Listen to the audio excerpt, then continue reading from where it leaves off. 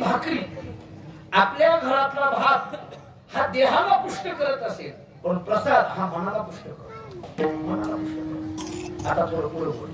याचा अर्थ काल या शब्दाचा अर्थ प्रसाद.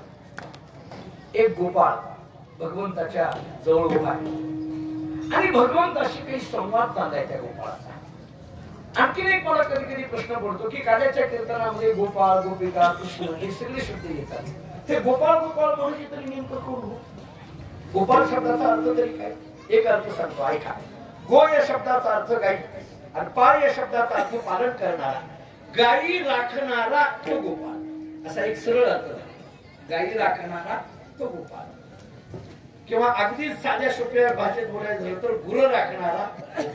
हे गुरं राखणारा म्हणायचं अवघड आहे. मुलगा काय करतो काहीतरी मोठं सांगावं लागतं. गुरं राखणारा म्हणल्यावर तर कुणीच देत नाही म्हणतो, बरोबर आहे. काहीतरी मोठं सांगावं लागतं. बर, गाई राखणारा तो गोपाळ एक अर्थ. दुसरा अर्थ सांगतो बारीक आहे.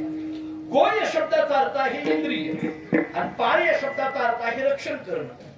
विषयांचं, इंद्रियांचं विषयांपासून जे रक्षण करतो त्याचं नाव गोपाळ. इंद्रियांचं विषयांपासून जो रक्षण करतो त्याचं नाव गोपाळ. नाही तर दुसऱ्या भाषेत सांगतो, इंद्रिय ज्याच्या अधीन आहे तो गोपाळ. सांगू पुढे, इंद्रियाच्या अधीन तो माणूस आणि इंद्रिय ज्याच्या अधीन तो गोपाळ. तुकोबाला शब्द बोल, इंद्रियाची दिवी